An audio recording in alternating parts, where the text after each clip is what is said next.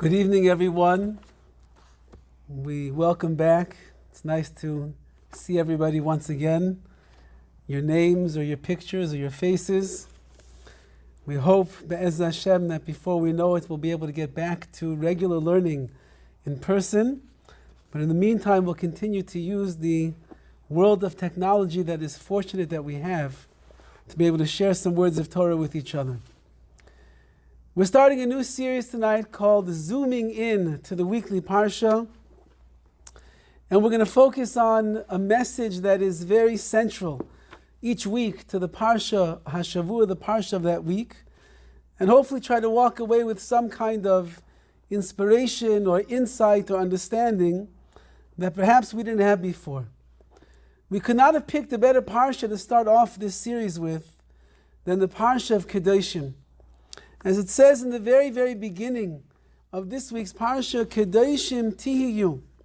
It says that you are KEDOSHIM, which means that a person has a mitzvah, each and every one of us, to become a holy person. We'll have to discuss what it means to be holy. But the verse tells us, KEDOSHIM Tihiyu ki kadosh ani Hashem Elokeichem. You should become holy, because I, Hashem, am holy as well. And really the verse begins with Daber el koil adas b'nei Yisrael. Speak to all of the congregation of the Jewish people. This is not a mitzvah only for men. It's not a mitzvah only for women. It's not a mitzvah for people between the ages of 20 and of 60. It's not a mitzvah for a person who is a Kohen or a Levi. It is a mitzvah al koil adas Yisrael, on every single one of the Jewish people. We are obligated to become kedoshim, to become holy. Why? Ki kadosh ani Hashem Elokeichem, because I, Hashem, your God, I am holy as well.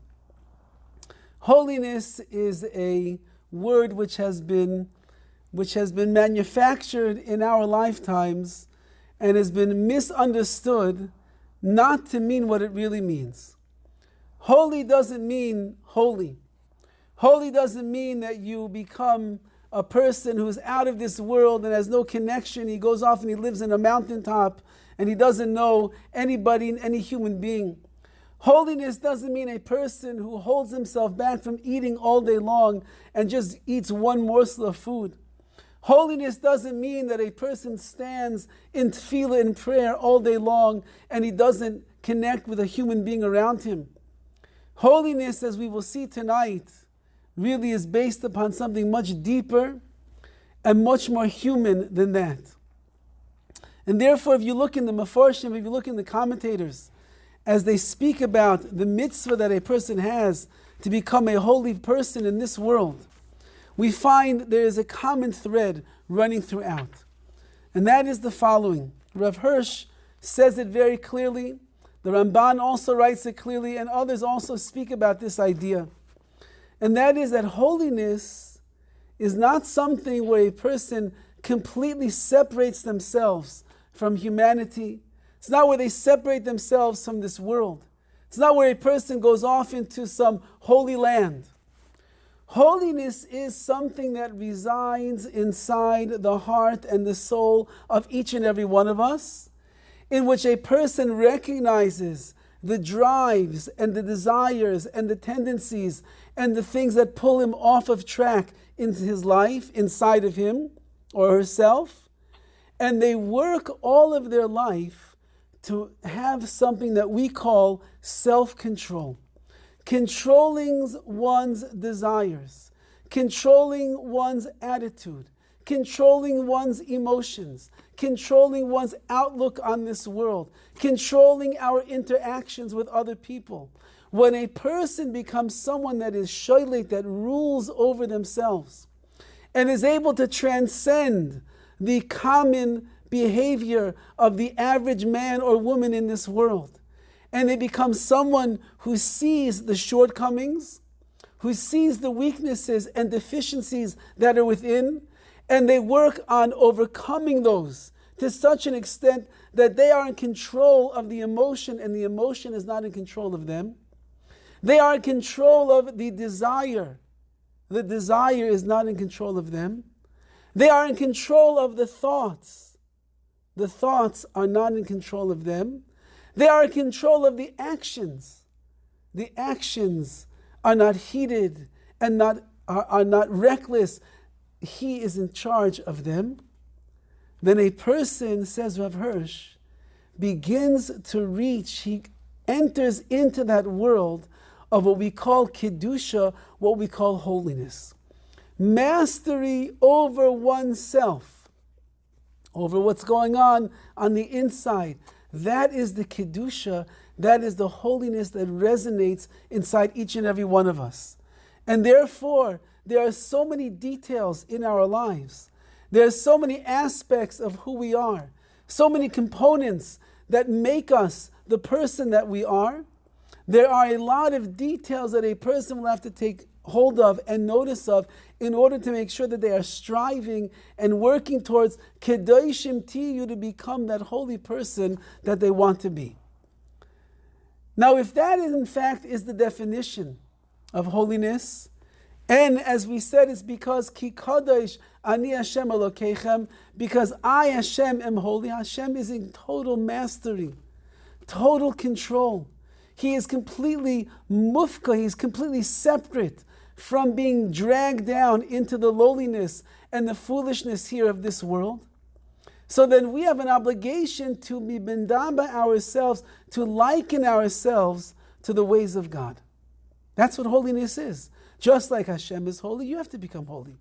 So just like Hashem is merciful, we know you become merciful. Hashem does chesed, you do chesed. Hashem considers things before he makes a decision, and he tries, and he does choose the right path. So you also have to be mesunim bedin. You have to take time and effort to go through the decisions in your life and make sure you're making right choices in your life. So too, HaKadosh Baruch Hu is holy. Part of our mitzvah to liken ourselves and emulate the ways of God is we also must become people of great holiness. So if that's the case, then the parsha should go on and it should describe the loftiest of levels of total self-control. It should teach us the most spiritual mitzvahs that the Torah could possibly give to us, so that we should understand how to work on ourselves, how to control our emotion, our desires, and so on and so forth. There should be a lot of talk about cutting yourself off from the physical world and being a person engaged in prayer. The Torah should introduce to us the concept of yiras shamayim, the fear of God, that one should walk around with all day long, having an awe, knowing that Hashem is on top of us. It should tell us the mitzvah bechira, of free will and choice. Because if you don't choose properly, how in fact will you become a holy person? And yet if a person begins looking at the parsha and they see the myriad of mitzvahs that there are in this particular parsha, so many, there's something fascinating. Majority of all of the mitzvahs that we have in this parsha are all what we call bein adam lechaveroi, how to interact with another human being. How to give tzedakah, how to hear the cries of the oppressed, how to understand what to do with your money, with your time, how to handle your fields, how to handle your business, how to deal with another human being. The majority of all of the mitzvahs that we have in this week's parsha are be a person of flesh and blood in this world and work on your interactions with a fellow Jew, a fellow person in mankind in this world. How is that Kedusha? How is that holiness? Holiness, we just said, is total self-control. Holiness is rising up above the lowliness of this world, the desires of this world which seem to drag us down, the confusion of this world which blinds us. Make yourself higher and greater than that. And yet the Parsha tells us, you want to achieve Kedusha, you want to achieve holiness, there's only one way. It's going to happen down here in this world. And where is it going to happen the most? The way that you will interact with another person. How you will think of them, how you will care for them, how you will be sensitive to them, understanding of them, giving to them, compassionate to them, kind to them, generous with them. That is how a person is going to reach the realm of Kedusha, of holiness.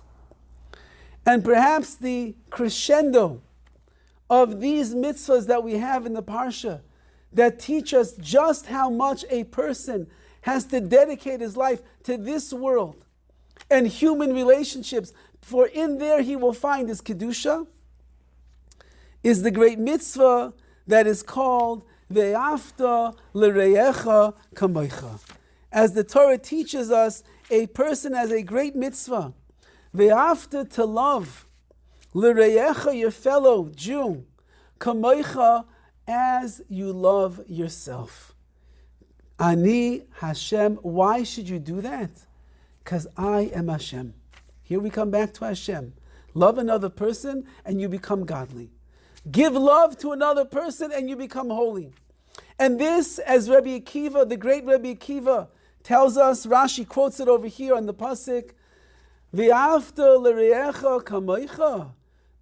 Ze klal gadol b'Torah. This is the great principle of which the Torah itself rests upon.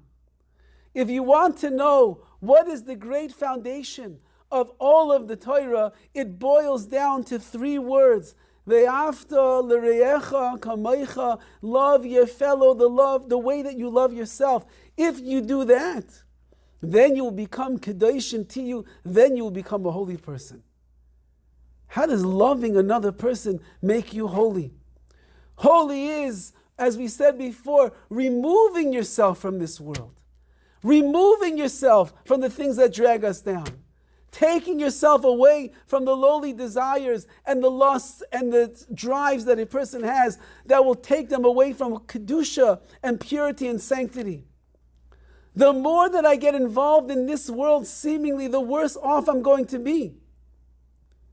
And yet the central mitzvah of this parsha is, and perhaps the central mitzvah of the Torah in its entirety, is ve'afta l'reyecha kamoicha. You must love your fellow the way that you love yourself. And if you cannot accomplish that, if you cannot bring yourself into that world and into that realm, then not only will you never reach a level of Kedusha, you will never truly emulate the ways of Hashem, which is what we're saying from the very beginning. You know why you have to be holy? Because Ani Hashem Elokeichem, I, Hashem, your God, Kadosh Ani, I am Hashem myself. I am Kadosh, holy myself. And therefore a person who doesn't get this mitzvah down pat, he doesn't understand how to give and how to love and how to be concerned for another person. A person who cannot look outside of themselves to try to figure out and understand, how can I take care of this person? He will never reach the level of Kedusha, the level of holiness that he possibly can. And therefore I'd like to spend this evening discussing how in fact does a person master to the best of our abilities in 45 minutes, just the ideas at least that we can take home with us to work on. How can we acquire for ourselves this great mitzvah, which Rabbi Akiva says is the central mitzvah in which all of the Torah rests upon, of ve'afta l'reyecha kamoicha, loving another Jew the way in which you love and you care about yourself. The first thing that we have to point out, which is why this mitzvah becomes something that is sometimes so difficult to fulfill.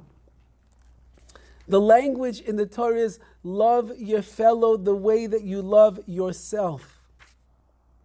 Which means the starting point of this mitzvah is, you must love yourself. You must appreciate yourself.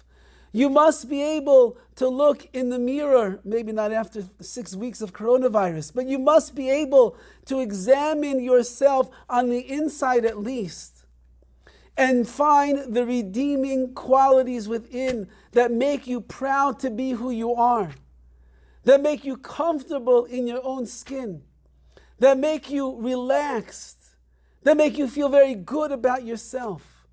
And to recognize, yes, as a matter of fact, I do love myself. I might not have the highest level of self-love. I have issues, I've got problems, I have things that I need to work on. I know that I'm not perfect. But everybody wakes up in the morning, and everybody gets dressed, and everybody goes to work, and everybody does their actions, and they take care of their wives and their children and the babies, and the spouse, their wives take care of their husbands and their children. And we are good friends, and we are good children, and we are good parents, and we are spouses, and neighbors, and workers, and employees, and bosses. We're all those things. And even though that we're not perfect, nobody's perfect except Hashem. Even though that we are not perfect, we seem to find enough favor in our eyes not to put ourselves down all the time, not to always feel bad about ourselves, not to crawl under the covers another day, another week, another month, to sit there and wallow away in our misery because we're just unaccomplished. Everybody, to an extent, will find inside of themselves the redeeming qualities in which you love yourself for those. And once that you recognize why you love yourself and how you love yourself, then you can begin to go and love other people. Because just as I love myself, and I care about myself, and I want myself to have goodness and blessing in my life, so I want other people to be able to have that as well. And the Sefer HaChinuch writes on this Mishnah, on this mitzvah, le'ehoiv kol echad mi Yisrael avas nefesh. You have to love every single Jew, ahavas nefesh, as the way that you love your nefesh, your own soul. Kloimar, what does that mean to say? Shenachamoil al Yisrael, have mercy on another Jew. V'al on his money, on his monetary acquisitions. Just like I have pity and I have mercy and compassion on myself and my possessions, therefore I must have mercy and compassion on others as well. Once that a person recognizes how much we take care of ourselves and how concerned that we are thinking about ourselves, all day long we think about ourselves, then I can place that same compassion and that same love and that same concern and that care, and I can start thinking about other people maybe as much, sometimes even more, than I think about myself.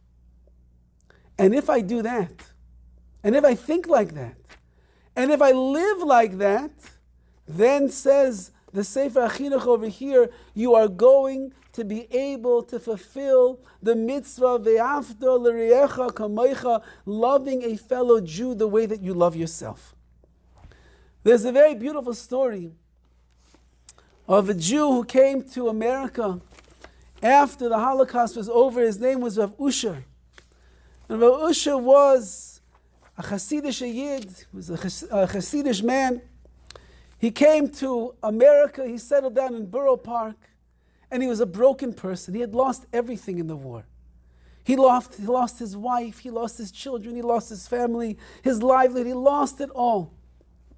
And when you would see Rav Usher walking down the avenue in Borough Park, you saw a person with the slumped over shoulders, head down to the ground. You saw a person who was broken. And there were not many people in the world that were able to lift up his spirits and cheer him up.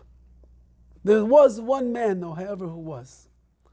None other than Rav Aaron Kotler, the great Rosh Yeshiva who revolutionized Torah in America after the war.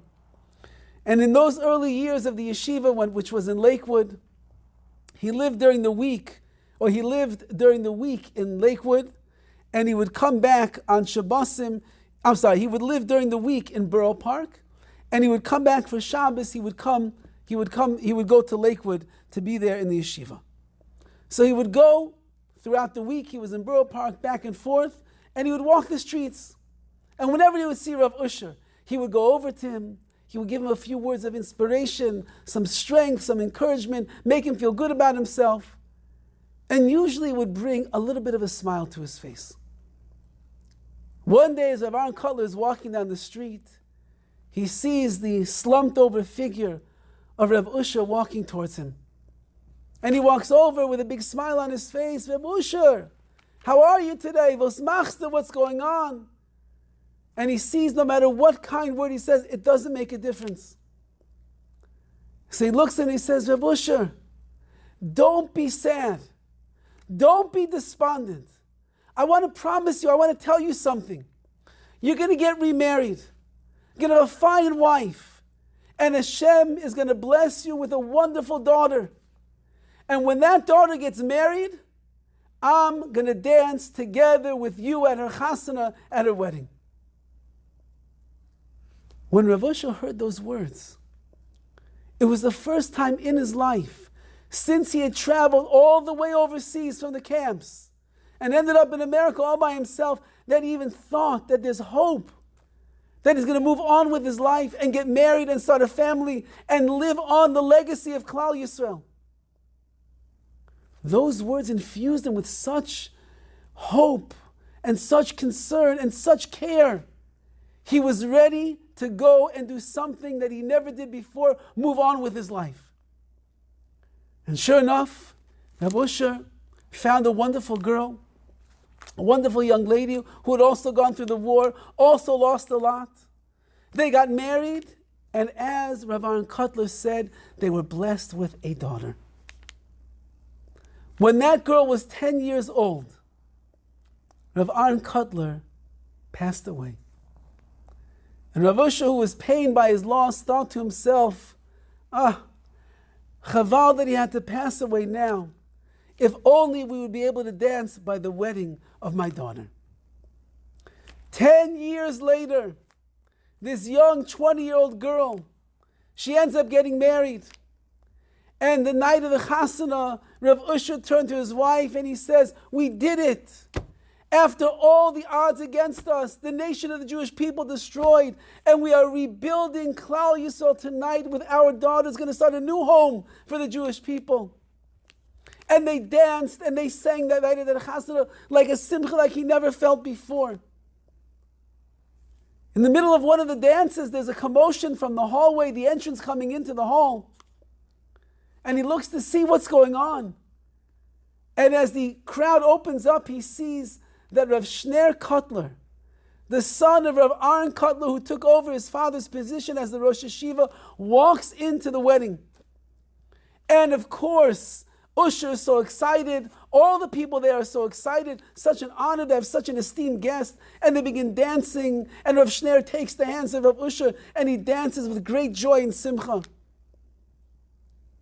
When the dance is over, Rav Usher comes running over to Rav Shner Kotler and he says, Rosh Yeshiva, you have no idea what it means to me that you are here. It's so special. I never would have dreamed that you would have traveled from Lakewood to Brooklyn on a weeknight with the traffic and the bridge and everything. So Rav Shner Kotler looks at this man and he says, I'm here on behalf of my father. I want you to know that when my father realized that he didn't have much time left in this world, he called me to his bedside to give me some very important instructions for all of the things that he wanted me to take care of that he was not able to do. And he said to me, my dear son, there's a Yid in Borough Park named Reb Usher.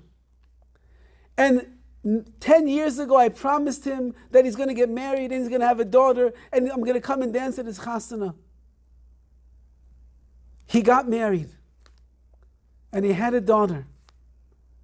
But I see that I'm not going to make it to the chasana. Please, write down his name. Pay attention to what is going on in his life. And the night that his daughter gets married, I want you to make sure that you go there in my place and you dance with him and you celebrate his simcha together. Ve'afta l'reyecha kamoicha. Says the Torah, the greatest principle of what it means to be a Jew is that you think and you care and you worry about others. And just as you have mercy on yourself, and you're concerned about yourself, and you're happy for yourself, and you love yourself, you have to transfer that love and that care and that concern and that compassion and that mercy to the rest of Klal Yisrael. And if you do that, you are a Kadosh, you are a holy person. The man is lying on his deathbed, Rav Aaron Kotler. He has all of the Jewish people are resting on his shoulders. So much to tell over his son for the future. How to run the yeshiva, how to run our nation, how to raise the family, how to go to the next generation. And what is he thinking about? This great man in the final moments of his life? There's a Jew in Borough Park. I once promised him he's going to get married and have a child. And I said, I'll dance at the wedding. My son, make sure you dance at the wedding for me. KEDOSHIM tihiyu. That is how a person becomes holy. When you liken yourself to the Ribbono Shel Olam. Because HaKadosh Baruch Hu doesn't think about himself. HaKadosh Baruch Hu doesn't get bogged down by his own needs. Hashem doesn't look around to see what's the latest fancy in the world that he thinks will make him happy. Hashem has it all. And he spends a day and night, 24/7, doing one thing, caring for the concerns of his children. And that's Kedusha. Kedusha is when I'm not only in this world for myself. The existence is not only about what I'm going to accomplish, what I'm going to do, how great I'm going to become. My life was given to me not for me, but as the great Rav Chaim Volozhiner writes, Adam lo nivra la'atzma, a person was not created for himself, elo li'acharini, he was created to give to others and take care of others. And that is the intrinsic Kedusha, the holiness that resides inside each and every one of us. Now this great mitzvah, v'yafta l'recha kamoicha, to love your fellow Jew the way you love yourself, when you actually see redeeming qualities in another person, it's pretty easy to fulfill that mitzvah. You like them, they're your friend, they make you feel good, they take care of you, you'll take care of them. V'yafta l'recha kamoicha. And if they're similar to you, they're on the same page, it's even much easier. How does a person find inside of themselves love for another Jew, another person, when that person is someone that they cannot stand? When that person bothers them? When that person frustrates them? How does a person find the wherewithal to fulfill the mitzvah v'yafta l'reyecha kamoicha, to love the fellow Jew the way that you love yourself, when they are nothing like yourself at all? On the other hand, they're totally different. They live in a different planet, in a different world. Yet the Torah doesn't discriminate over here. It doesn't say love your fellow Jew the way that you love yourself when they are like yourself. Love your fellow Jew the way that you love yourself when they give you things and they make you happy. It says anyone that is reyecha, that is your fellow Jew, anyone that is your friend, anyone that is your acquaintance, anyone that you meet, you have an obligation to love them the way that you love yourself. And how in the world are we going to accomplish that? Because everybody knows, as human as we are, and we probably learned it a lot more in the last 6 weeks of quarantine, just how human and how lowly we can get. How do you begin to embrace and love the person that is standing there across from you when you really cannot stand them? There is a Mishnah in Pirkei Avos that says, Hevidan es kol adam lechavschus, you should love, you should judge every single person lechav zechus favorably. And it's a great mitzvah that we all have. You see somebody do something wrong, you have an obligation to judge them favorably. You see somebody say something wrong, you have an obligation to judge them favorably. Perhaps, just perhaps, there's a reason why they said what they said. Maybe you didn't hear the entire story. When a person acts in a certain way, we are obligated to make sure that even though what they do perhaps is offensive to us, and it's hard for us to understand, how could a person like that do such a thing? We're obligated to judge them favorably.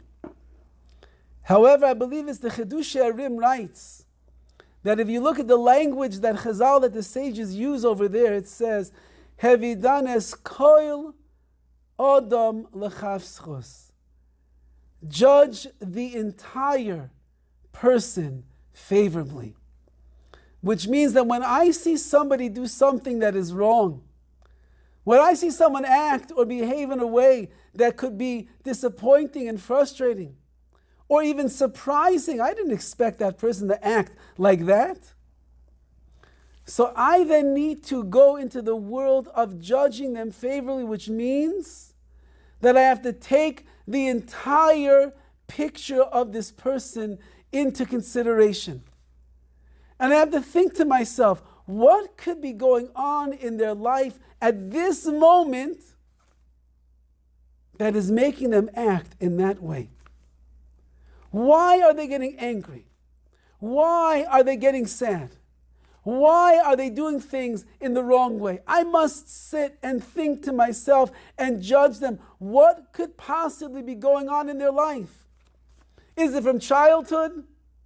Is it their marriage? Is it finances? Is it their children? Is it their boss? Is it their employees? What could it be? Is it their health? Is it their emotional world that's turned upside down? Did someone just scream and yell at them in the bank and got upset with them while they were waiting in line? Who knows what's going on in this person's life? Say Chazal, the sages teach us that the mitzvah that you have to judge every single person favorably is such a way that you must see way beyond the image that is in front of you. You must go so deep into that person and their life to try to the best of your ability to understand, to read them, to be aware of them, and to be sensitive to why it is that they're doing the things that they might be doing. And if a person does this, that means it's going to be very, very hard to hold grudges and get upset and get angry with somebody else. Because we will suddenly realize, who knows the inner world of that person? Who could possibly understand what they went through in their life, and that's why they're doing the thing that they are doing right now? Why is my spouse screaming and yelling at me tonight at 11:45 p.m. when I just want to go to sleep? Could it be 6 weeks of coronavirus with kids hanging from chandeliers, with not knowing what my job is going to be, if it's ever going to get back, and the economical situation? Could it possibly be that? That maybe that's why my spouse is in such a bad mood right now? So do I get defensive? Do I become harsh? Do I respond in the wrong way? No, say Chazal, the sages teach us, you judge the entire person favorably. You look at the whole picture. And you know what? If you cannot see the entire picture, then you have no right to judge them at all. When a person gets to this point inside of themselves, where they look so caringly and so openly and so acceptingly of every single person that is there, you will reach a new level in the realm of V'afta l'reyecha kamaycha, of loving your fellow Jew the way that you love yourself. Why? Because just like I have pity on myself, which means if I make a wrong decision, If I behave in the wrong way, I do something that upsets another person, agitates them, frustrates them, hurts their feelings, I would certainly want that person to judge me favorably. I would want them to have understanding that maybe I'm having a bad day.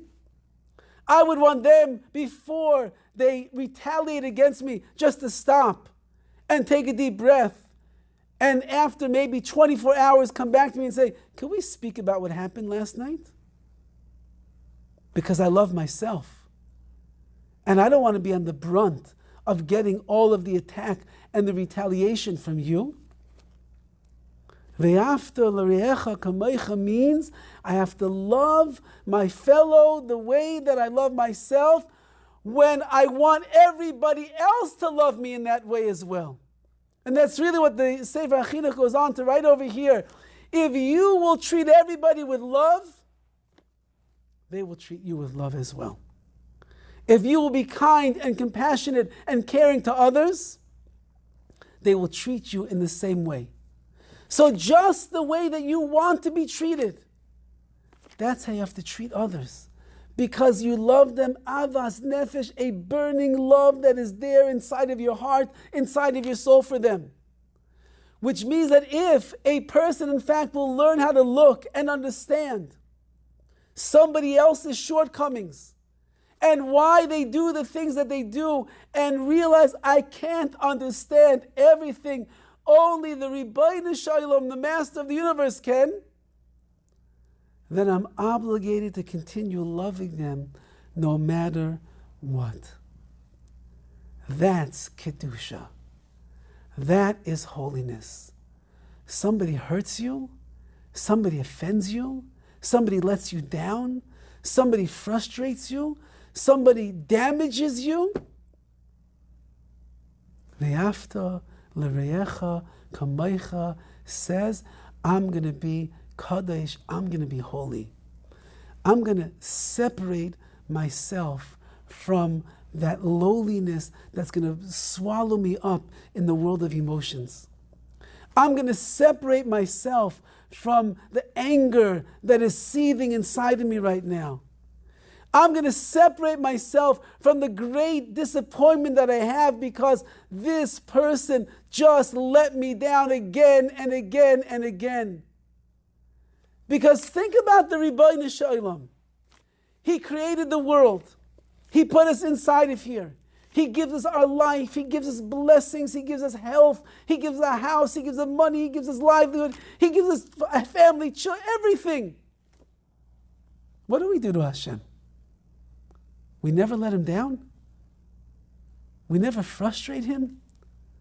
We're never a disappointment in His eyes. Is anybody perfect? Nobody is perfect. Can everybody do the right thing all of the time? Nobody does. So that means that certainly in our lives, and I would venture to say probably at certain times every single day, a person will behave in a manner which is upsetting to HaKadosh Baruch Hu. It is disappointing. He created us for such great and glorious things, and we waste our potential all of the time. We take opportunities that are golden in front of us, and we avoid them. We miss out on them. We have missions that we're supposed to accomplish, tasks to fulfill, and we miss the boat time and time again. How does Hashem look at us? How can we stare Him in the face? Hashem says, no matter what you do, I love you. And I care about you. And I'll keep giving you, and I'll continue to take care of your needs. Because I judge the person favorably. And I judge the entirety of that person. And I judge you on a curve. There is a sliding curve that is going on in our lives. We have ups and we have downs and everything in between. In the good moments of our lives, when everything is working well, Hashem maybe might hold us more accountable. But when you're under quarantine and life is not normal and there's a lot of stress in a person's house or in their life or in their business, Hashem understands that there's a different scale in which He's going to judge you on. And therefore, Ve'afta l'reyecha kamecha means that even when the person is hard to love, even when it's not so easy to find the redeeming qualities that are in them, don't forget your Kedusha, your holiness, is predicated upon this, because that's the way that Hashem Himself runs this world. And if you treat another Jew like that, you have no idea what you're going to be able to do for them and how you will lift them up in this world. One of the great Rebbes who survived the war was the Klausenberger Rebbe. And there's thousands, maybe, stories about his greatness, his love of the Jewish people, how much he was able to restore neshamas after the war ended. And shortly after he came to America, he was invited to an event in Montreal. And he and his gabbai went, and he'd asked his gabbai, I want you to drive, make sure that we get to this place. We have to be there on time. And as they got to the Jewish community in Montreal, the gabbai got lost. He didn't know where he was. To make things worse, there was a snowstorm going on. Blizzards were going back and forth. He absolutely had no idea where he was heading. As they're driving down the street, and they don't know where they are, there's no GPS or ways that they can plug into, they see a person walking down the road in a blizzard, bundled up in a jacket and a scarf, gloves, but his head is bare. No hat, no ear, nothing. Head is bare. So the Rebbe says to the driver, pull over here, let's ask him for directions. And the Rebbe rolls down the window and he turns to this man in Yiddish and he says, excuse me, can we ask you directions? And to the surprise of the gabbai, the man answers back in Yiddish, sure. So he begins speaking, the Rebbe and this man, in Yiddish. And he says, we're trying to go here. He says, come, it's cold outside. Come into the car.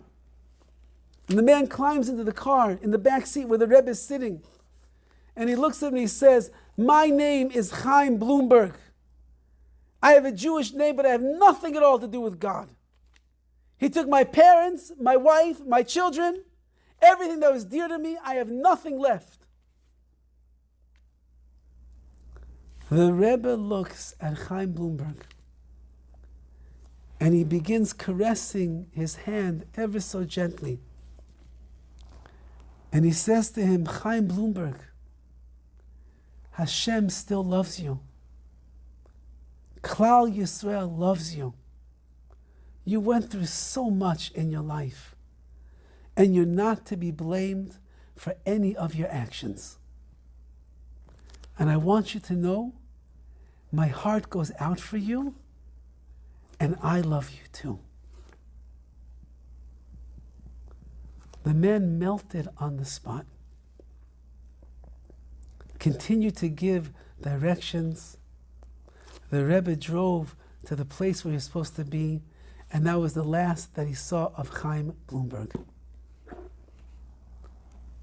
20 years later, there's another fundraising event for an organization in Montreal, and the Rebbe and the Gabbai go back once again. And this time there's no snowstorm, and they end up at the hall where they're supposed to be. And when they arrive, they find out that, lo and behold, the featured speaker was not able to be there and he canceled. So the organization asked the Gabbai of the Rebbe, you must have so many stories, you must know so many things. You speak tonight. So the Gabbai goes up to speak, and he starts off his remarks telling over the story of Chaim Bloomberg. Of course, he doesn't mention him by name, but he tells over the last story and the care and the concern and the love, the Avas Yisrael, the tremendous love that the Rebbe had for every Jew. At the end of the speech, a man in the audience stands up, a Hasidic fellow, and he says, I'd like to say a few words. I'd like to say a few words. And suddenly people are speaking, the buzzing is going around. This is Chaim Bloomberg. And he gets up and he says, how did the Rebbe know when he saw me walking down the street in a blizzard that I was a Yid, that I was Jewish, and that his heart went out for my neshama? Because he saw it's a blizzard, it's freezing cold, and there's a man who's walking on the streets with nothing covering his head. He realized that only someone that was so angry with the Ribbono Shel Olam for everything that he went through would purposely walk around in a blizzard with his head uncovered just to show, I'll never cover my head again with a yarmulke or a hat. And when that Rebbe pulled me into his private audience, and he said those words that showed me that he understood me and that he cared about me and that he loved me, it went so deep in my heart that night, it changed me forever. And here I am today, 20 years later, because of the love and the care of the Rebbe. And that, in fact, is what the After L'Riecha Kamoicha is all about. It's not about only loving the people that are easy to love. Yeah, we hope that you married the right person and it's easy to love them. And we hope that when you take a partner in business and you work together well, it's easy to love them as well. And we hope that with siblings you can get along to the best of your abilities. But yeah, sometimes it's very hard because they're not like us, they're not like you. And we would hope that our children would be people that are easy to love all of the time. But it's not, especially after 6 weeks of quarantine. You're pulling out your hair by now. Says the Torah, you want to be holy. You want sanctity. You want kedusha. You want purity in your life. There's one way. Become a person who loves his fellow Jew no matter what. Lift up above the emotional world that draws you down. Lift up beyond the lowliness of your anger and your frustration. And be someone that trains your eyes to see the good in another person. The bad is so easy to see. The good, sometimes you have to peel away the layers, and then when you find it, you won't be able to take your mind off of it because it's so powerful and so penetrating. And if a person does this, then you have fulfilled the klal gadol, the major principle, the pillar of the Torah. Ki kadosh ani Hashem Elokeichem, because I, Hashem, am your God. You want holiness? Be like me. You want to be like me? Think about me, says Hashem. I gave this world everything. And I give to each and every one of you, my dear children, everything. I give you life. I give you sustenance. I give you clothing. I give you food. I give you a roof over your head. Your health, everything, your eyes to see, your nose to breathe, your ears to hear. I've given it all to you. And what do you do for me? What do you do to me? You anger me, you frustrate me, you abandon me, you spit in my face. You call me names. What do you do for me? You do mitzvahs but lacklusterly. You give tzedakah but with a closed heart. You daven but your lips are barely moving. You learn Torah but your heart is someplace else. Tell me, Hashem says, how should I look at you? Should I judge you favorably or unfavorably? The Ribbono Shel Olam, he judges a person, the whole person. He knows your life story. He knows your history. He knows what you've been through. And therefore he never stops loving you. The After L'Recha Kamoicha means never stop loving your fellow Jews, no matter what they did. Even if they hurt and they frustrate and they disappoint and they anger you, don't stop loving them. Because you got to know there's a reason they're behaving like that. There's a reason that they're doing the things that they do. There's a reason that they're talking the way that they talk. There must be something that's going on. Look and find the good. And when you do, you'll cling to that and you'll love that part of who they are. There's a famous prayer that is said by many people before davening even begins. If you thought that Shachris, the morning prayers, weren't long enough, Rav Elimelech of Lezhinsk, the great Noam Elimelech, he writes that there's a prayer that a person should say before they daven. And it's quite long. But towards the end of that beautiful, beautiful, meaningful tefillah, he writes over the following words. He says, Adarabba. On the other hand, he writes, Tein belibeinu, place into our hearts, Shenira kol echad, mailas chavereinu, that for every person that we come in contact with, we should see their milas, we should see their strengths, we should see the good that's buried inside of them. V'loi chesroinam, don't see their bad. Don't see the negative. And when we speak to everyone, we should speak pleasingly. Words that find favor in your eyes, Hashem. Someone gets you angry, don't get angry back at them. Someone accuses you, don't get defensive and call them names. Speak pleasantly. There should be no hatred of one to another, God forbid. And when a person does that,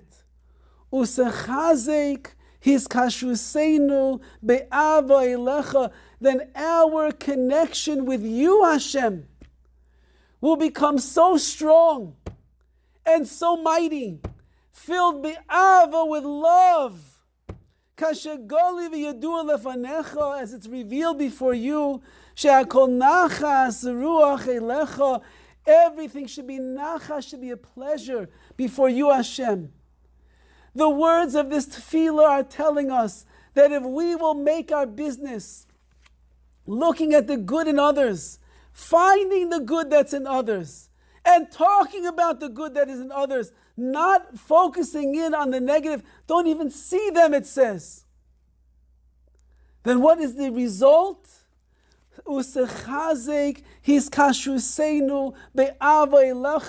Our tremendous connection with Hashem will be infused with so much love and so much strength and such a great deep bond. Because the more that you treat others the way that Hashem treats us, you connect yourself to Hashem, and that's Kedusha. Kedusha is not in the mountains, it's not in the mikveh, it's not only in the Beis HaMidrash. Kedusha is in every single interaction that a person has in their lives. How you're going to treat another person. How you're going to be compassionate for another person, understanding of another person, caring for another person. And just as you would like others to judge you favorably, you would like others to overlook the injustice that you have done. You'd like other people not to make such a big deal about your faults. Don't make a big deal about the faults of others. Because if you do, and you see the bad, and you see their mistakes, you will not be able to love another Jew the way that you love yourself. And if you cannot do that, then you are missing the very foundation, the very pillar, the very basis of what all of the Torah itself rests upon. As Rabbi Akiva said, Zeh klal gadol b'Torah, this is the great principle. If you master this, you will master all of the other parts of the mitzvahs and of Torah as well. But we have to work. We have to be concerted in our efforts. And we have to make sure that we train our eyes to have 20/20 vision of the good that exists inside somebody else. And if you need to, take the glasses off and don't look at the bad. Look at the good and don't look at the bad. Look at judging the entire person to understand why they possibly are doing what they're doing. And don't focus in on the negativity. For if you do, it will be impossible to love another Jew the way that you love yourself. And this is our greatest command. And from here, a person will achieve levels of Kedusha that they never imagined they could accomplish in their life. I want to leave you off with one last Maisa, one last story. There is a very chashuv, a machanech, a very special person in education today. His name is Rav Shimon Russell. His specialty in the world has become dealing with children who are struggling in their Yiddishkeit, struggling in staying on the direct path towards Hashem. And the reason that he became such an expert is because he went through it many times with different one of his own children. And he and his wife, with superhuman strength, they rose above all odds. And they ended up fusing such loving, caring, wonderful relationship with the children. And I believe that each and every one of them, in their own special, unique way, are people that are on the path of Torah and of mitzvahs. And he told over a fascinating story. Many, many years ago, when he lived in Lakewood, New Jersey, now he lives in Eretz Yisrael, he had a daughter who at the time was struggling severely in her spiritual identity, and she was far, far away from the pathways of Yiddishkeit. And she was in a special, quote-unquote, seminary in Eretz Yisrael at the time that was geared for girls like her. And every time that Rabbi Russell had an opportunity to go to visit her in Israel, he would take the chance and he would go get on the plane, fly there, and spend time with her just to give her strength, to give her encouragement. She should know how much he loves and cares about her. When he gets to the airport, he sees two of his friends, two Rosh Yeshivas, one a Rosh Yeshiva from Israel and the other a Rosh Yeshiva from America. And they start schmoozing while they're in the waiting room over there for the plane. And they're talking and having a lovely conversation. And as they get onto the plane, it was somewhat of an empty flight. And they said, "No, Reb Shimon, come sit with us. Come sit with us. We'll spend the time together on the flight." And Rabbi Russell said he was beginning to feel a little bit uncomfortable. Besides that they were giants in the world of learning Torah, he couldn't even understand what they were really talking about so much. But these are two great Rosh Yeshivas. They run yeshivas, they have illustrious dynasties in front of them and behind them. And he's heading off to the Holy Land to go and see his daughter, who's really not so frum, not so religious. And he's hoping that they're not going to ask him why he's going to Israel because he's a little bit embarrassed. He makes it through the flight. He gets off the plane. And you know how it is when you go into the baggage claim over there in Eretz Yisrael, in Ben Gurion Airport, and you get your little cart and you pick your luggage up, and then you start walking out to where everybody's waiting, all the visitors are waiting to get their guests. And he's pushing out his cart, and he's flanked on one side by one Rosh Yeshiva, the other side by another Rosh Yeshiva, and as he's pushing the cart, he looks up, and he sees a young lady, tan, bronze skin, wearing a little tiny red article of clothing that he thinks is probably illegal to get away with on the streets. And he says, "Oy vey, my first thing that I see in Israel, I have to see a young woman who's not dressed appropriately. Oy."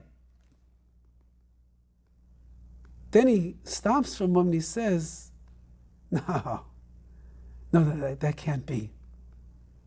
And he lifts his eyes up again and he sees, lo and behold, it's his precious daughter who has come to the airport to greet him.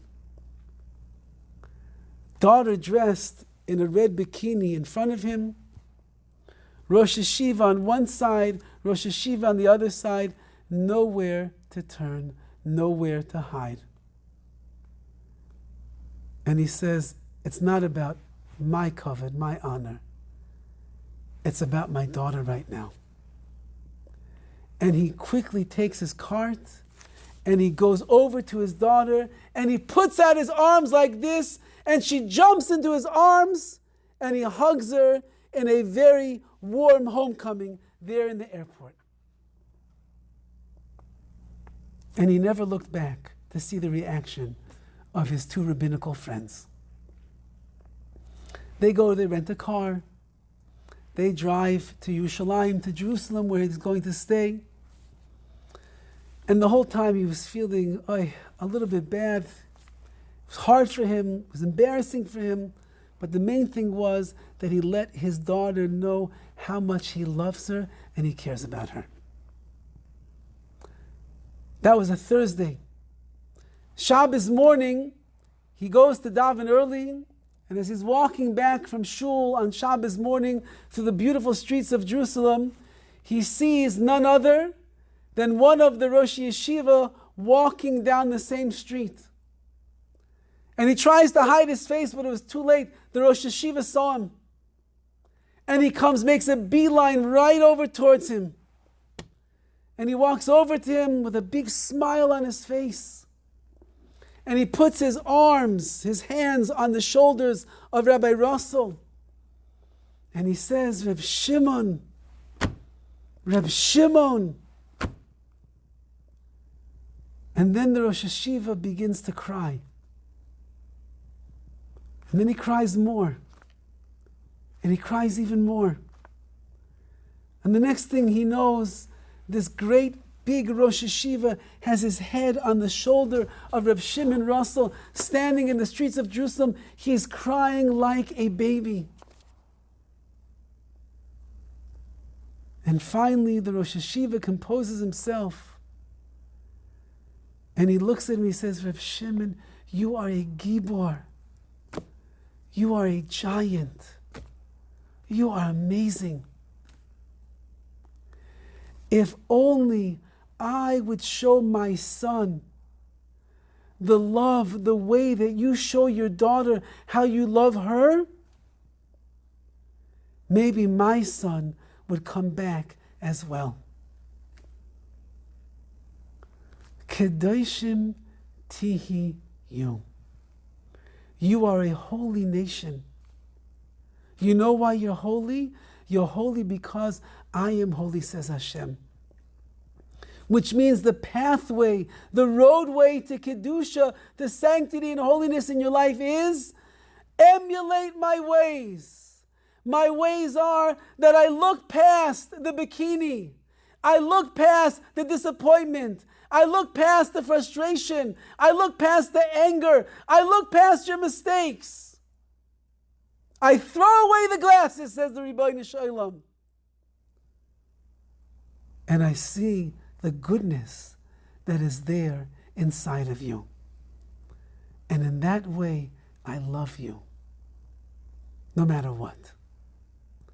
Ve'afta l'reyecha kamoicha means we are obligated. There's a positive commandment in the Torah to love every Jew the way that you love yourself, even the ones that you cannot stand. Even the ones that drive you crazy, even the ones that let you down, you're obligated to love them. But you have to judge them favorably, the whole person, in their entirety.